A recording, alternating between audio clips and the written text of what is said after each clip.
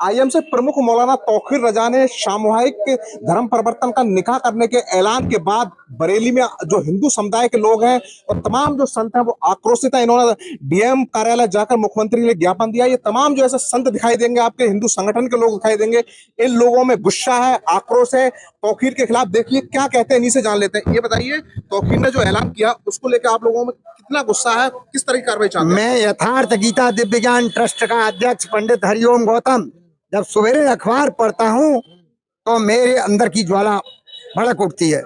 इस तरह के बयानबाजी करके हमेशा तौकीर रजा जी ने इस बरेली को आग के हवाले किया है। सन 2010 में भी इन्होंने हाथ उठा करके कहा था कि फूंक डालो, और उस समय दुकानें जल गई थी।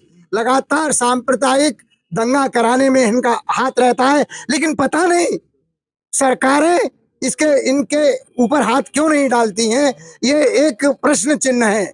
और अब जिस तरह से इन्होंने आज का बयान दिया है कि हिंदू लड़कियों को सामूहिक इस तरह से धर्म परिवर्तन निकाह कराया जाएगा, इसकी हम कठोर निंदा करते हैं और इस व्यक्ति के गिरफ्तार की मांग करते हैं प्रदेश के मुखिया माननीय योगी जी से, माननीय प्रधानमंत्री जी से, कि अगर ये व्यक्ति गिरफ्तार नहीं किया गया और इसको अभी से नहीं जकड़ा गया तो आगे जाकर के नासूर बन जाएगा। ये लगातार दंगे होते रहेंगे, इसलिए मेरा अनुरोध है कि इसे तत्काल गिरफ्तार किया जाए। महाराज जी, अभी आपने ज्ञापन दिया है और डीएम साहब यहाँ पहुंचे हैं, क्या ज्ञापन दिया है, क्या आप लोगों की मांगे हैं? मैं पंडित सुशील पाठक शिरडी साई सेवा ट्रस्ट से मैंने माननीय मुख्यमंत्री के नाम एक ज्ञापन बनाया। उसमें मांग की है कि तौकीर रजा एक आदतन अपराधी है, जिसके खिलाफ सन 2010 में थाना प्रेमनगर के अंदर धारा अपराध संख्या 519/2010 गंभीर धाराओं में अपराध पंजीकृत हैं। ऐसे आदतन अपराधी जो जेल की सलाखों के पीछे होना चाहिए वो बाहर घूम रहा है। और सबसे बड़ी शर्मनाक बात, वो कह रहा है कि 23 हिंदू युवक युवतियों को धर्म परिवर्तन करा के ऐलान किया, निकाह कराएंगे, उसकी प्रशासन से अनुमति। यानी एक तो गलत काम, उसकी अनुमति। यदि जिला प्रशासन इसको जेल में नहीं डाला तो हिंदू संगठन अब जाग गए हैं। निश्चित है कि प्रशासन को संभाल नहीं मिलेगा। अगर इसी तरह से प्रशासन ने ढील दी, इसके खिलाफ तत्काल आतंकवादी कानून के तहत कार्रवाई होनी चाहिए। ये आदतन अपराधी है। ऐसे अपराध पंजीकृत हैं जिनमें किसी भी कीमत पर जेल से छूट नहीं सकता, और ऐसा आदतन अपराधी जेल के बाहर है तो ऐसा क्या कृत्य करेगा। कई बार शहर की फिजा बिगाड़ चुका है, हिंदू मुस्लिम एकता बिगाड़ चुका है। सावन का पवित्र महीना शुरू होने वाला है, कांवरिया निकलेंगे, इधर मुहर्रम चल रहे हैं, रमजान वो मुहर्रम का है, दोनों में आपस में व्यवस्था बिगाड़ कर शहर का सौहार्द बिगाड़ने की कोशिश कर रहा है। ऐसे व्यक्ति को जेल के अंदर डालोगे तभी शहर बचेगा, वरना शहर आग के हवाले हो सकता है। ये कोई भी कई बार कर्फ्यू लगवा चुका है, कई बार दंगा करा चुका है, तो इसे तत्काल माननीय मुख्यमंत्री जी से निवेदन है, इसे जेल की सलाखों के अंदर।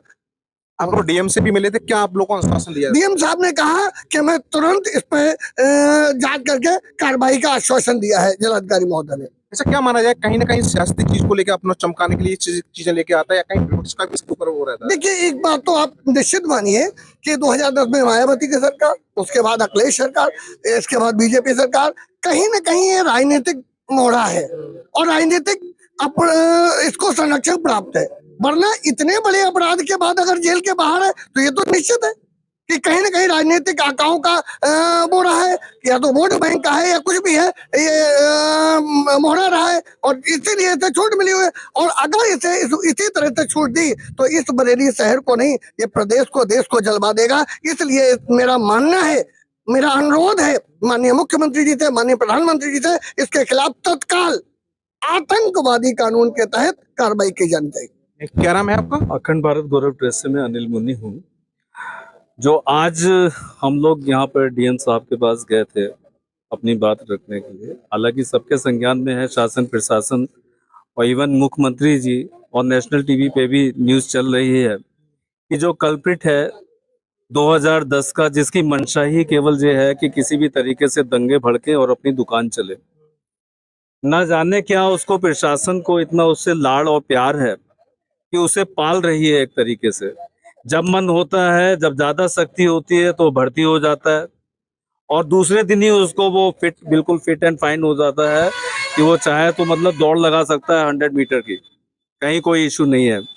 आज जो खुले आम उसने ऐलान करा है कि धर्म परिवर्तन करके अपने आप में अपराध साबित हो गया।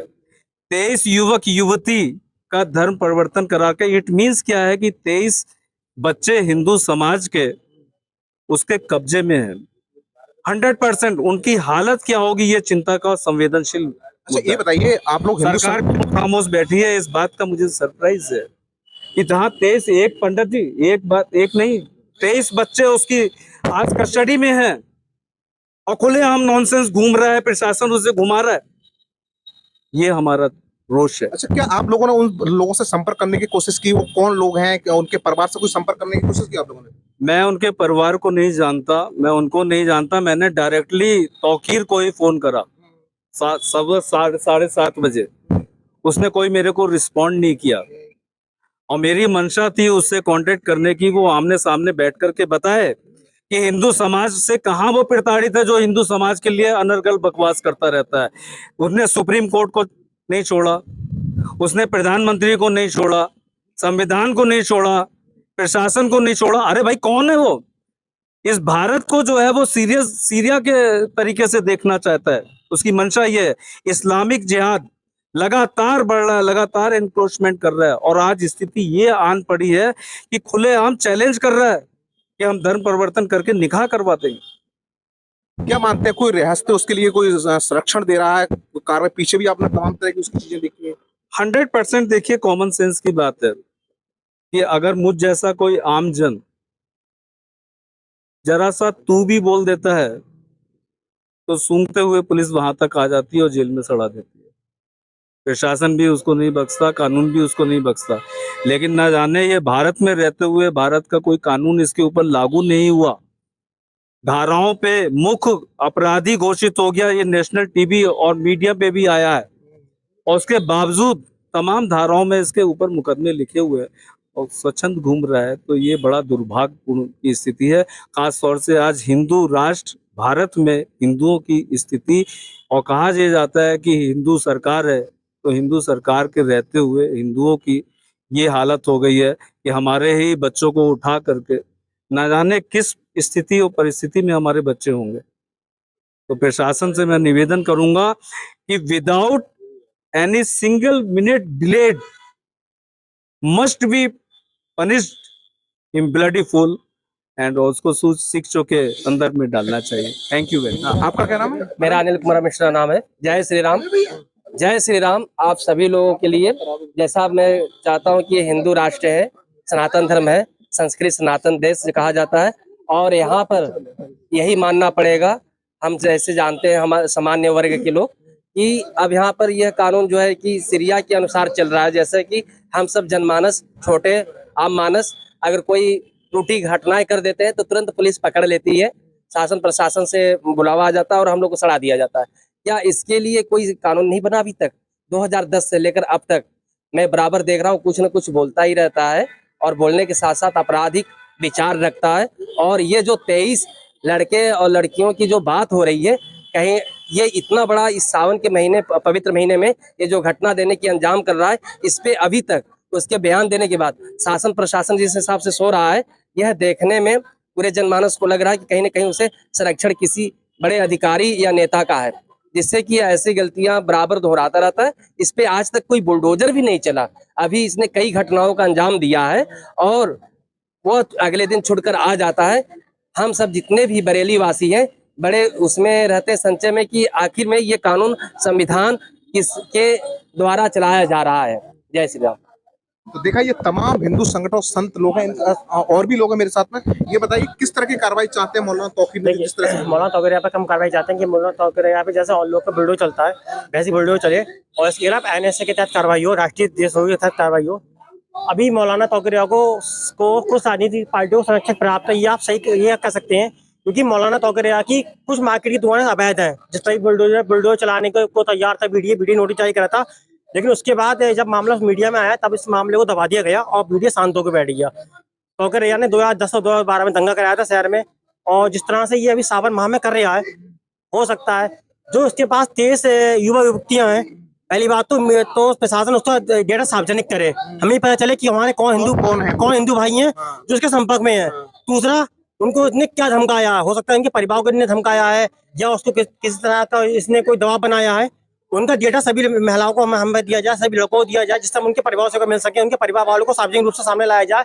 तीसरा, अभी हमाज और इजराइल की जंग चल रही है, जिसमें भी इसने हमाज को लगातार सोशल मीडिया के माध्यम से और मीडिया के माध्यम से उन्हें सहायता पहुंचाने की बात करता रहता है, जिससे कि हमाज नाम का जो आतंकी संगठन है उससे पूरी दुनिया परेशान है। इसको जो एक बहुत बड़ा आतंकवादी है।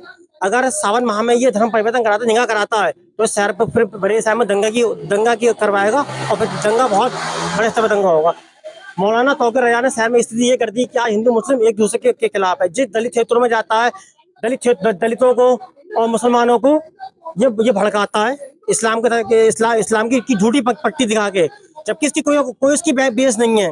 तीसरा, इसकी संपत्ति जांच हो, इसके बाद ना खुद का बिजनेस है, ना इसका रोजगार है, ना ये कहीं जॉब करता था, इसका इतने अरबों रुपए संपत्ति कहाँ से आई। इसके लड़के अमेरिका में रह रहे हैं, ऑस्ट्रेलिया में पढ़ाई कर रहे हैं, कहाँ से इसके पास पैसा है, सबकी जांच हो।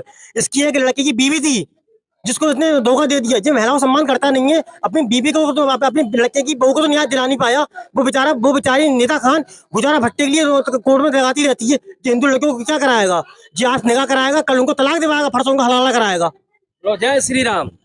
देखिए, तमाम जो हिंदू संगठन और संत लोग इनका साफ तौर पर कि आईएमसी के प्रमुख जो मौलाना तौकीर रजा है, सामुदायिक धर्म परिवर्तन और निकाह करने का जो ऐलान किया उसके बाद ये लोग आक्रोशित हैं। इनका साफ तौर पर कहना है कि जब तक मौलाना तौकीर रजा के खिलाफ कार्रवाई नहीं की जाएगी तब तक वे बिल्कुल नहीं मानेंगे। इनके लोगों को ये कहना, मौलाना तौकीर रजा की आय से अधिक जो संपत्ति है उसकी जांच की जाए, उसकी संपत्ति पर बुलडोजर चलाया जाए। मौलाना तौकीर रजा को कहीं ना कहीं किसी अधिकारी या किसी सत्ता पक्ष या विपक्ष किसी भी नेता का उसको संरक्षण मिल रहा है, इसी वजह से वे आज आए दिन लगातार इस तरह की बयानबाजी करता है। वीडियो जर्नलिस्ट संजीव के साथ मनवीर सिंह, TV9 भारतवर्ष, बरेली।